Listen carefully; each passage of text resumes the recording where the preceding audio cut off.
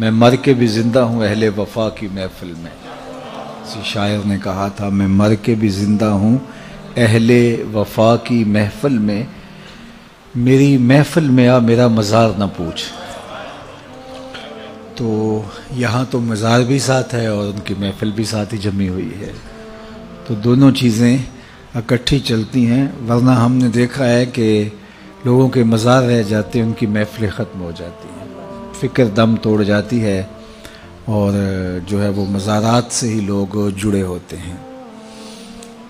یہ ہمارا المیہ بھی ہے کہ ہم جو چیز اٹھانے والی ہوتی ہے اس کو اٹھانے کی بجائے، وہ میں دوستوں کو ایک دن کہہ رہا تھا کہ 11ویں تو ایک علمی نشست تھی حضرت سیدنا شیخ عبد القادر جیلانی علیہ رحمہ کی. اب دور و نزدیک سے لوگ آتے اور ظاہر ہے اتنا لمبا سفر کر کے آئے ہیں تو پھر ان کی جسم کی ضرورت بھی ہے، بھوک بھی لگتی ہے، تو اس کے لیے لنگر کا بھی انتظام کر دیا گیا. لنگر کا انتظام تو ضمناً کیا گیا، اصل تو علمی مجلس تھی، لیکن وہ لنگر رہ گیا اور جو اصل تھی وہ ہم نے اس کو اڑا دیا. تو یہ مزاج ہوتا ہے ہمارا. یہ لوگ عمرے سے واپس آتے ہیں، حج سے واپس آتے ہیں، تو واپس آ کے وہ وہاں کی باتیں سناتے ہیں، تو مجھے بعض کا بڑا ہوتا ہے. میں دوستوں کہتا ہوں کہ بس اپنا اپنا ظرف ہوتا ہے.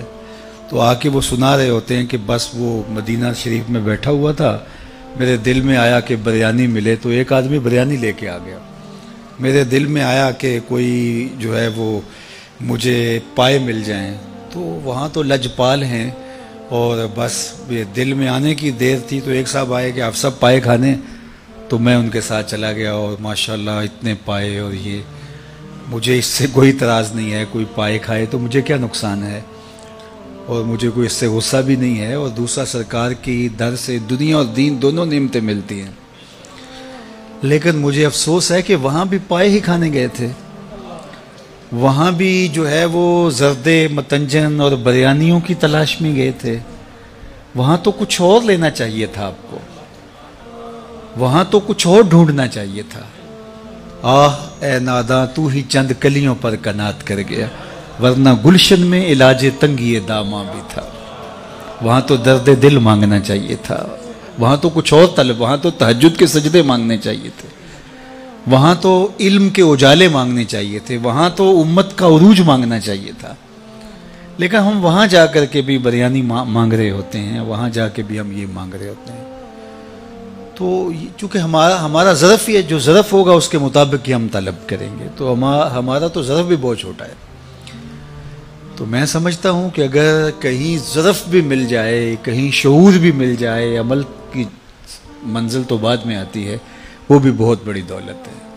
آج کل ہم شعوری فقدان کا شکار ہیں، علمی فقدان کا شکار ہیں.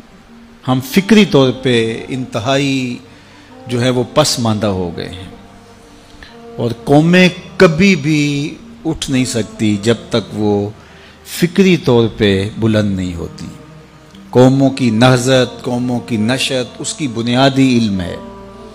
اور اگر آپ مجھ سے پوچھیں کہ اسلام کا کوئی دوسرا نام، تو میں کہوں گا اس دین کا دوسرا نام دین علم ہے. اسلام کا اگر کوئی دوسرا نام مجھے پوچھنا چاہیں تو وہ دین علم ہے. حضور علم کی تحریک لے کر آئے تھے، اور آغاز ہی اقرا سے ہوتا ہے اس دین کا، اور ہمیں پڑھنے پڑھانے کی تلقین کی گئی ہے. اور انسانی شرف کا سبب بھی علم ہے. اپنے مشارکات سے یہ جو ممتاز ہے، مناطقہ کہتے ہیں نطق ہے جو اس کو دیگر مشارکات سے ممتاز کرتا ہے. اعلی حضرت سے پوچھا گیا تو فرمایا کہ انسان کے لیے جو فصل ممیز ہے وہ نطق نہیں علم ہے. علم نے اس کو دیگر مشارکات سے ممتاز کیا، حتیٰ کہ فرشتوں سے بھی ممتاز کر دیا. آدم علیہ السلام کا تفوق جب ثابت کیا تو بوجہ علم ثابت کیا نا. جب فرشتوں نے کہا نحنو نسبح بحمدک ونقدس لک، ہم تیری تسبیح کے ترانے پڑھتے ہیں، تیری تقدیس کے گیت گاتے ہیں. اپنی وفاداری بیان کی، اللہ کی عبادت کا جو ان کا ذوق تھا اس کو بیان کیا. لیکن اللہ نے کیا کہا؟ جو میں جانتا ہوں وہ تم نہیں جانتے. اور پھر کیا ہوا؟ وَعَلَّمَ آدَمَ الْأَسْمَاءَ كُلَّهَا، آدم علیہ السلام کو مختلف اشیاء کے نام سکھائے. اور پھر وہ چیزیں پیش کی فرشتوں کے سامنے کہ ان چیزوں کے نام بتاؤ. وہ نہیں جانتے تھے تو کہا کہ اے آدم تم ان چیزوں کے نام بتاؤ. تو جب انہوں نے بتائے تو کہا میں نے کہا تھا میں زمین و آسمان کی پوشیدہ چیزوں کو جانتا ہوں. اور پھر ان کے لیے سجدے کا حکم ہوا کہ اب تعظیماً ان کے آگے اپنا سر جھکاؤ، اپنی جبین نیاز کو ان کے سامنے جھکاؤ، یا انہنا جو بھی علماء نے لکھا. تو ان کے لیے جو ہے وہ تم اپنے آپ کو جو ہے وہ عجز کے طور پہ پیش کرو، اور ان کا تفوق جو ہے تمہارے اوپر ثابت ہو گیا. کس وجہ سے؟ بوجہ علم. جن چیزوں کے نام فرشتے نہیں جانتے تھے ان چیزوں کے نام جناب آدم علیہ السلام جانتے تھے. تو آدم کا تفوق فرشتوں سے جو ہوا وہ بوجہ علم ہوا. تو پھر علم ممتاز کرتا ہے. وہ کتا جو سیکھ جائے اور کتا جو نہیں سیکھا ہوا، دونوں کے شکار میں فرق ہے. ایک کا لایا ہوا مردار ہے اور دوسرے کا لایا ہوا جو ہے وہ طیب ہے. کتا سیکھ جائے تو ممتاز ہو جاتا ہے، تو انسان کتنا ممتاز ہوگا وہ سیکھ جائے. تو یہ سیکھنا ہی ہمارے لیے عزت کا سبب ہے، ہمارے لیے یہی وقار کی علامت ہے. امام فخر الدین رازی نے لکھا کہ وہ چیونٹی جس نے کہا تھا جلدی جلدی اپنی بلوں میں داخل ہو جاؤ، کہیں پیغمبر کا لشکر جو ہے وہ تمہیں اپنے پاؤں تلے کچل نہ دے عدم آگہی کی وجہ سے، یعنی ان کا التفات نہ ہو، توجہ نہ ہو، اور وہ تمہیں اپنے پاؤں تلے رون ڈالے. یہ چیونٹی نے کہا. 3 فرسخ دور ابھی لشکر تھا اور چیونٹی نے پہلے سے ہی اس کو محسوس کیا اور اپنی ہم جولیوں سے کہا. اللہ اکبر. حضرت سلیمان علیہ السلام نے اس بات کو سنا. فتبسم ضاحکا من قولها، اور اس کو سن کے مسکرا بھی پڑے. پیغمبر کے حواس کو اپنے حواس پہ قیاس کرنے کی کبھی بھی بدکاری نہیں کرنی چاہیے. اللہ نے جو پیغمبروں کو شان دی ہے وہ الگ ہے. ہمارے کان کے پردے پہ بھی چیونٹی رکھ دی جائے تو ہم نہ سمجھ پائیں کہ وہ کیا بول رہی ہے. 3 فرسخ دور 9 میل بنتا ہے، 14-15 کلومیٹر بنتا ہے. اتنی دور سے چیونٹی نے کہا کہ جلدی جلدی اپنی بلوں میں داخل ہو جاؤ، اللہ کے نبی کا لشکر بے خبری میں کہیں تمہیں کچل نہ ڈالے. تو اس بات کو حضرت سلیمان نے اتنے فاصلے سے سن لیا. اور ماہرین سے پوچھیں کہ چیونٹی کے منہ میں زبان نہیں ہوتی تو پھر وہ بات کیسے کرتی ہے؟ یا تو یہ کہ وہ منہ سے منہ لگا کے اپنے لعاب کو جوڑتی ہے تو اس سے ڈیٹا ٹرانسفر ہوتا ہے، یا پھر جو ہے وہ اپنے سامنے والی 2 ٹانگوں کو جو مہین سے بال ہوتے ہیں ان کو رگڑتی آپس میں، اور اس سے جو آواز پیدا ہوتی ہے اس سے اپنی ہم جولی کو کوئی میسج دے رہی ہوتی ہے. پیغمبر کی شان یہ ہے کہ 3 فرسخ دور سے چیونٹی کے مہین سے باریک سے 2 بالوں کے رگڑنے سے جو آواز پیدا ہو اس کو اتنی مسافت سے سن بھی لیتا ہے، اس سے جو مفہوم نکلتا ہے اس کو سمجھ بھی لیتا ہے. اور یہ اس نبی کی شان ہے جو مسجد اقصیٰ میں مقتدی بن کے تیرے نبی کے پیچھے کھڑا تھا. جب مقتدی کی یہ شان ہے تو مقتدا کی شان کا عالم کیا ہوگا، ان کی عظمتوں کا عالم کیا ہوگا. تو کبھی بھی یہ بدکاری نہیں کرنی چاہیے کہ پیغمبر کے حواس کو اپنے حواس پہ قیاس کر لیا جائے. اللہ نے ان کو جو شانیں دی ہیں وہ وراء الورا ہیں. انی ارا ما لا ترون و اسمع ما لا تسمعون. میرے اور آپ کے آقا و مولا نے ارشاد فرمایا جو میں سنتا ہوں وہ تم نہیں سنتے، اور جو میں دیکھتا ہوں وہ تم نہیں دیکھتے. میرے والد گرامی فرمایا کرتے تھے نبی کی تو شان ہی نرالی ہے. صحیح ترمذی میں روایت ہے، اور امام ترمذی کا چونکہ طریق ہے وہ اس کا درجہ بھی بیان کرتے ہیں، اور کہا ھذا حدیث حسن صحیح. یہ حدیث حسن بھی ہے، صحیح بھی ہے. اور وہ حدیث کیا ہے کہ جب میاں بیوی گھر میں الجھ پڑتے ہیں اور بیوی کہتی ہے جب سے تیرے گھر میں آئی ہوں میں نے تو سکھ دیکھا ہی نہیں، تو اس لڑائی کو جنت سے جو ہے وہ حور جو اس مرد صالح مومن کی بننے والی بیوی ہے دیکھ رہی ہوتی ہے اور اس لڑائی کو سن رہی ہوتی ہے، اور کیا کہتی ہے قاتلک اللہ، تیری خرابی ہو، یہ تو چند دن تیرے پاس ہے، یہ تو میرا شوہر ہے. تو میرے بزرگ فرمایا کرتے تھے حور کہاں سے دیکھتی ہے؟ جنت سے. اور جنت کہاں ہے؟ سدرۃ المنتہا کے پاس. सिदरतुल मुंतहा के पास से जन्नत से हूर देखती भी है, सुनती भी है, जवाब भी देती है। और हूर कौन है? मेरे नबी के गुलाम की बनने वाली बीवी है, मंगेतर है अभी। ये उसकी समाअतों का आलम है यारो, मदीना तो दूर ही नहीं है। तो इन पाते और जो मैं सुनता हूँ वो तुम नहीं सुन पाते। अल्लाह अकबर। हुजूर सलातुल इस्तिस्का पढ़ाने लगे ना, तो हाथ हुजूर ने आगे बढ़ा लिया, फिर पीछे खींच लिया, सलाम फिरा तो पूछा गया, हुजूर आपने हाथ आगे बढ़ाया था, फिर खींच लिया, कहा जन्नत में खजूरों सही। और हाथ कहाँ पहुंचा? जन्नत में। और जन्नत कहाँ है? सिदरतुल मुंतहा। हाँ, नजर पहले आसमान के, दूसरे आसमान के सितारे भी देख लेती है।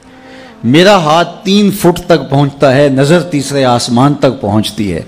और जिसका हाथ जन्नत तक पहुंचता है उसकी निगाह कहाँ तक पहुंचती है? उसकी निगाहों का आलम क्या हो? तो कहा जल्दी जल्दी अपनी बिलों में दाखिल हो जाओ, अल्लाह के पैगंबर का लश्कर तुम्हें कहीं बेखबरी में कुछ चलना दे। तो इस पर हजरत सुलेमान मुस्कराए। अल्लाह अकबर। तो इमाम फखरुद्दीन राजी अलैहि रहमा फरमाते हैं कि उस च्यूटी को इस बात का इल्म था कि पैगंबर की सोहबत पाने वाला लश्कर जानबूझकर नन्ही जान को भी ज़ाया नहीं कर सकता। इसलिए उसने कहा कहीं बेखबरी में ना मारी जाओ, कहीं बेखबरी में ना कुचली जाओ। तो ये च्यूटी को भी इल्म था, इस इल्म की वजह से कयामत तक आने वाली च्यूटियों का उस च्यूटी को सरदार बना दिया गया। ये शऊर रखने की वजह से कि पैगंबर की सोहबत में बैठने वाला लश्कर जानबूझ के नन्ही जान को भी ज़ाया नहीं कर सकता। अल्लाह अकबर। ये इदराक, ये शऊर एक च्यूटी भी रख सकती है, लेकिन एक तंजीम के कायद को क्यों नहीं पता? ये तो एक च्यूटी को भी इल्म है। इंसानी वजूद के साथ बम बांध करके इंसानों के अंबों में घुस जाया जाता है और फिर वो बम फटता है और छोटे छोटे बच्चों की बदन की बोटियां दीवारों से चिपक जाती हैं और तंजीम का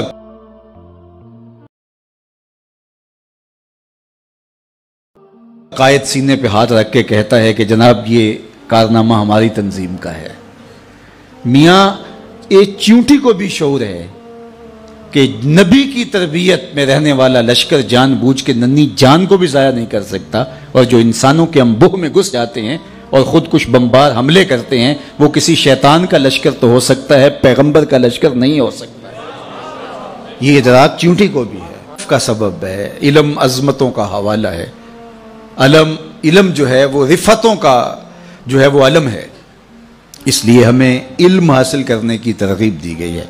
उलमा ने कहा, फ़ुक़हा ने, कि अगर किसी शख्स को ये पता चले कि उसकी ज़िंदगी बहुत थोड़ी रह गई है, आजकल वो डॉक्टर बता देते हैं कि ये 4थे स्टेज पे कैंसर चला गया है, तो अब आपके पास बहुत थोड़ा वक्त रह गया है, इस थोड़े वक्त की कदरदानी कीजिए। चाहे अल्लाह तो लंबी ज़िंदगी भी दे सकता है, बीमारी को काफूर भी कर सकता है, लेकिन ज़ाहरी असबाब यही बताते हैं। मैं आपको इस ज़िमन में मुझे एक बात याद आ गई, मेरे इस मौजू से तो जुड़ी नहीं लेकिन शऊर की बात है, आपको मैं ज़रूर वो बताना चाहूँगा। हमारे शहर के एक साहिब थे, उन्हें डॉक्टर ने बताया कि आपकी बीमारी इस नोयत पे है कि अल्लाह चाहे तो आप बरस हा बरस जिए, लेकिन जो ज़ाहरी असबाब है वो यही बता रहे हैं कि कोई 1-1.25 महीना आपकी ज़िंदगी है। तो आप जाएं और जाके जो है वो हुकूकुल्लाह, हुकूकुल इबाद, उनकी तलाफ़ी कीजिए, ज़िक्र फ़िक्र में वक्त गुजारिए।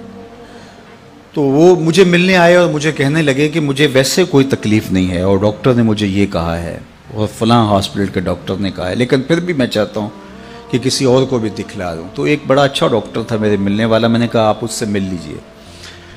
तो उन्होंने मुझे फ़ोन किया कि जो हज़रत आपके भेजे हुए थे तो वो बिल्कुल ऐसी ही पोजीशन है, कोई 1 माह के मेहमान हैं, तो बाकी उन्हें तकलीफ़ हो तो दाखिल भी किया जा सकता है, लेकिन कोई तकलीफ़ हो कहते हैं मुझे नहीं है, तो ठीक है वो अपनी ज़िंदगी गुजारें और अल्लाह अल्लाह करें, ज़िक्र फ़िक्र में लगे। तो वो बाद में मेरे पास आए, मुझे कहने लगे डॉक्टर ने मुझे ये कहा।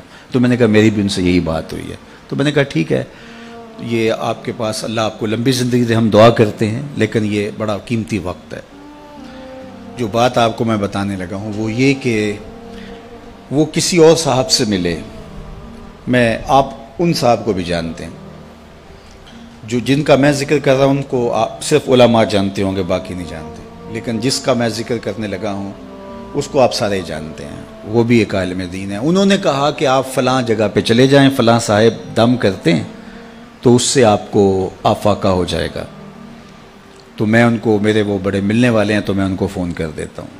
تو وہ صاحب وہاں چلے گئے اور انہوں نے جا کے جب اسپیشل ٹائم دیا اور انہوں نے جو ہے وہ کہا کہ ڈاکٹر جھوٹ بولتے ہیں، آپ بالکل ٹھیک ہو جائیں گے.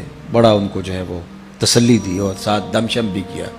جب وہ واپس آ رہے تھے تو بہت زیادہ خوش تھے، چونکہ ایک تو بیماری تھی، پھر ڈاکٹرز نے کہا تھا 1 مہینہ سوا مہینہ آپ کے پاس ہے. تو اب یہ مجھ سے پوچھا تو میں نے بھی کہا، دوسرے ڈاکٹر سے سیکنڈ اوپینین لیا تو اس نے بھی یہی کہا.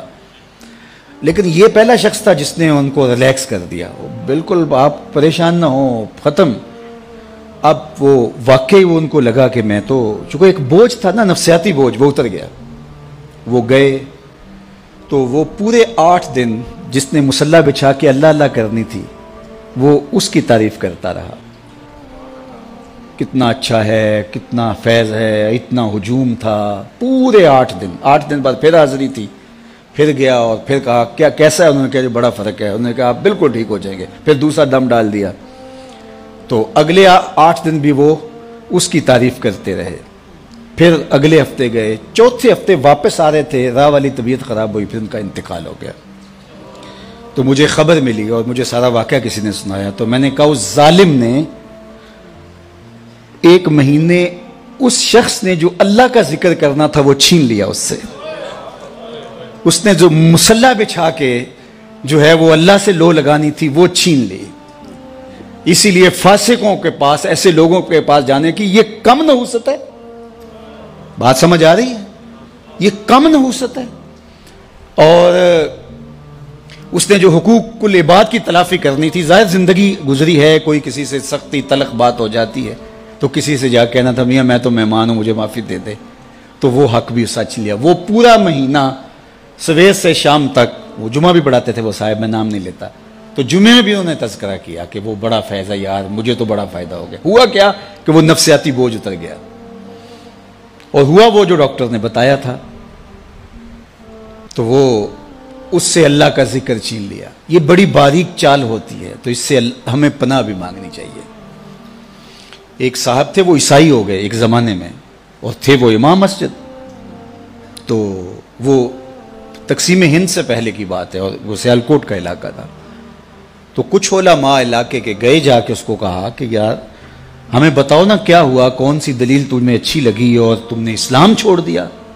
تو اس نے کہا کہ میں ایک دن فجر کی نماز پڑھانے کے لیے آیا، سخت جھاڑے کا موسم، تو زمانے میں وہ ہیٹر شیٹر تو مسجدوں میں ہوتے نہیں تھے، تو بڑی مشکل سے وضو کیا تھا، کنویں پہ جا کے پانی نکالا، وضو کیا، اور میں جو ہے وہ ٹیک لگائے ایسے تھا تو میری آنکھ لگ گئی، ادھر اقامت ہو گئی. تو اب اگر میں وضو کرنے جاؤں تو ویسے نفس بھی نہیں مان رہا تھا اور نمازیوں کا اپنا پریشر ہوتا ہے، تو میں اٹھا اور نماز پڑھا دی. لیکن میرے دل میں بڑا ڈر لگا کہ میں نے مصلی رسول کی توہین کی ہے تو میرے اوپر کوئی عذاب آئے گا. لیکن سارا دن گزر گیا، کوئی عذاب نہیں آیا. پھر اگلے دن، اس سے اگلے دن، پھر آہستہ آہستہ میرا یہ معمول ہونے لگا کہ میں ایسی نماز پڑھا دیتا. ایک دن میں جنابت سے تھا اور میں ہمت کر لی اور مصلی پہ کھڑا ہو گیا اور نماز پڑھا دی. لیکن آج میں ڈرا کہ آج کوئی قہر کی بجلی ٹوٹے گی اور آج میرے اوپر عذاب آئے گا. لیکن سارا دن گزر گیا. شام میں نے فیصلہ کیا اسلام دین ہی سچا نہیں ہے، تو میں نے اسلام چھوڑ دیا. تو علماء نے کہا تو کہتا ہے میرے اوپر عذاب نہیں آیا، اللہ نے اپنا دین چھین لیا. تو سمجھتا ہے میرے اوپر عذاب کوئی نہیں آیا، اللہ نے اپنا دین چھین لیا. اللہ کسی سے توفیق سلب کر لے، یار تھپڑ تو اس کو ماریں گے نا، اس بچے کو جس کو آپ داخلہ جس کا ختم نہیں کرتے. کان تو اس کو پکڑائیں گے جس کو آپ کا اپنا بچہ سمجھیں گے، اور جس کو آپ نکال ہی دیں گے نہ اس کو تھپڑ ماریں گے، نہ اس کو سزا دیں گے، نہ اس کو کان پکڑوائیں گے، نہ اس کو فائن کریں گے. فائن تو اسی کریں گے جس کو اپنا سمجھیں گے. تو اگر ٹانگ ٹوٹ جائے، کوئی اور نقصان ہو جائے، تو یہ تو اللہ کا ایک پیار کا روپ ہے کہ وہ تجھے سمجھاتا ہے، تنبیہ کرتا ہے تجھے. لیکن اس نے تجھ سے اپنا دین ہی چھین لیا، اس سے بڑا عذاب کیا ہو سکتا ہے؟ تو میں آپ سے یہ کہوں گا ان عاملوں سے بچو. اتنی باریک چالیں ہیں ان کی. اور اب ہوا کیا کہ ان کے اوپر ایک نفسیاتی بوجھ تو تھا کہ 1 مہینہ میری زندگی ہے، تو اس نے وہ اتار پھینکا ہو کچھ نہیں ہوگا آپ کو. تیرے پاس کیا دلیل ہے کہ کچھ نہیں ہوگا؟ تو جو ہے وہ اس کا وہ بھی، اور اس کا جو مہینہ تھا اللہ کے ساتھ لو لگانے کا، وہ اس فاسق فاجر اس عامل کی تعریف میں گزر گیا، حتیٰ کہ وہ درمیان میں جو 3-4 خطبات جمعہ آئے اس کے اندر بھی جو ہے وہ اس کا ذکر چلتا رہا. تو اب یہ دیکھیے کہ یہ جہالت جو ہے وہ کہاں تک جاتی ہے. تو بات کر رہا تھا کہ شعور کا نور اللہ تعالیٰ عطا فرمائے تو پھر منزل آگے بڑھتی ہے. تو اگر آپ مجھے اسلام کا دوسرا نام پوچھیں تو اسلام کا دوسرا نام دین علم ہے. اللہ کے محبوب علیہ السلام نے احد کے موقع پہ جب 70 صحابہ شہید ہوئے تھے تو اس وقت جب تدفین کا مرحلہ آیا تو حضور پوچھتے تھے کس کے سینے میں قرآن کی آیتیں زیادہ ہیں، اس کو آگے دفن کیا جاتا تھا. یعنی دنیا میں بھی وہ آگے اور دین میں بھی وہ آگے. ڈاکٹر غلام جیلانی برق نے اپنی کتاب میں لکھا کہ کسی جگہ پہ کوئی تقریب تھی تو جو آگے والی رو تھی کرسیوں پہ کہ وہاں ڈی ایس پی صاحب کو، وہاں اس طرح کے عہدیداروں کو جو منصبدار ہیں، انتظامی امور کے ماہر جو ہیں وہ بڑے، ان کو بٹھایا گیا. اور پیچھے والی جو ہے وہ رو تھی وہاں ٹیچرز کو، ہیڈ ماسٹر، پروفیسر وغیرہ کو بٹھایا گیا. تو وہاں سے جو واپس آئے تو انہوں نے جو ہے وہ اپنی کتاب میں اس کا ایک ذکر کیا ہے. تو وہ کہتے ہیں کہ یہ قوم آگے نہیں بڑھ سکتی، یہ قوم آگے نہیں بڑھ سکتی. کیوں نہیں آگے بڑھ سکتی؟ کہا کہ ایک پروفیسر کو دوسری رو میں بٹھایا جائے اور دوسری جانب جو ہے وہ ایک انتظامی سربراہ کو آگے بٹھایا جائے تو یہ قوم کیسے آگے بڑھ. وہ اس پہ رو رہے تھے. اور آج جو ہاہاکار مچی ہوئی ہے، اللہ اکبر، وہ مسجد کے اندر ٹیسٹ لے رہا ہوتا ہے جاہل مولوی صاحب کا کہ مولوی صاحب رکھنے اور 4-5 جاہل بیٹھے ہوتے ہیں، وہ ٹیسٹ لے رہے ہوتے ہیں. تو وہ اگر خودکشی جائز ہو تو خودکشی مولوی صاحب کو کر لینی چاہیے، لیکن یہ شریعت جائز قرار نہیں دیتی ہے. تو اب یہ جہالت ہو گئی ہے. بے وقوفاں دے نوکر ویکھے دانش مند سیانے، میاں صاحب نے کہا تھا بے وقوفاں دے نوکر ویکھے دانش مند سیانے. آج یہ ہے. تو پھر یہ قوم آگے کبھی نہیں بڑھ سکتی. 2 کو 2 سے ضرب دے تو حاصل ضرب 4 آتا ہے. یہ اللہ کا ضابطہ ہے، کبھی ہو ہی نہیں سکتا. یہ ٹکرے مارنے والی بات ہے. کبھی ہم اس سے امید لگا کے بیٹھتے ہیں، کبھی اس سے امید لگا کے بیٹھتے ہیں. کچھ بھی نہیں ہونے والا. تعمیر ہو جس سے آدم کی، یہ وہ گل ہی نہیں. اس مٹی سے کچھ نہیں نکلنے والا. جب تک ہم علم کی طرف نہیں آئیں گے، علم کی تکریم نہیں ہوگی، علم کی عزت نہیں ہوگی، علماء تیار نہیں ہوں گے، اور عصری دینی تکوینی ہر طرح کے فنی علوم، سب طرح کے علوم جب تک نہیں سیکھیں گے کبھی بھی ہماری تقدیر نہیں بدل سکتی. یہ بات طے شدہ ہے. 2 ضرب 2 کے حاصل ضرب کی طرح ہے. اس میں کوئی دوسری رائے نہیں ہے. ہم احمقوں کی جنت میں رہتے ہیں کہ ہم سمجھتے ہیں کہ شاید ہم ایسے ہو جائیں، ایسے ہو جائیں. شارٹ کٹ سے کچھ نہیں ہوتا. جن قوموں نے آج عروج پایا ہے ان کی تاریخ پڑھ لیں، ایسا ہی ہوا ہے. تنے بردہ سے بیزار ہے حق، خدائے زندہ زندوں کا خدا ہے. ایسا کبھی نہیں ہوگا کہ ہم ہاتھ پہ ہاتھ دھر کے بیٹھے اور علم کی آماج گاہیں اجڑ جائیں اور جاہلوں کو ہم جو ہیں وہ مناصب کے اوپر بٹھا دیں تو ہم سمجھیں کہ ہم جو ہے وہ ترقی پا جائیں. کبھی بھی نہیں ہو سکتا.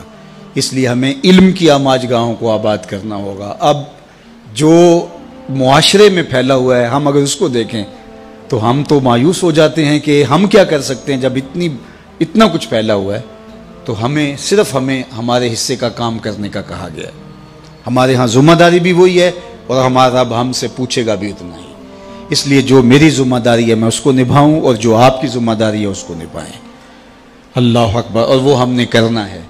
تو انشاءاللہ یہی چراغ جلیں گے تو روشنی ہوں گی. انہی عام آج گاہوں سے نور پھوٹے گا، یہیں سے اجالے پھوٹیں گے. تو اس لیے میں آپ کو کہتا ہوں کہ جہاں بھی چراغ علم روشن ہو وہاں اپنے جگر کا خون ضرور ڈالیں. یہ کام کرنے والوں کے لیے آج کے دور میں دین کا خلوص کی بنیادوں پہ کام کرنے والے اگر آپ ڈھونڈنے نکلیں گے تو آپ کو ملیں گے نہیں، انگلیوں پہ گننے والے لوگ ہوں گے چند. لیکن ایسا نہ ہو کہ ان بیچاروں کو بھی کام کے لیے وسائل رکاوٹ بن جائیں. تو اللہ نے جس کو جو دیا ہے، صلاحیت ہے، مال ہے، وہ نچھاور کر دیں تاکہ ان کو کم از کم اس باب کے اندر کوئی پریشانی نہ ہو۔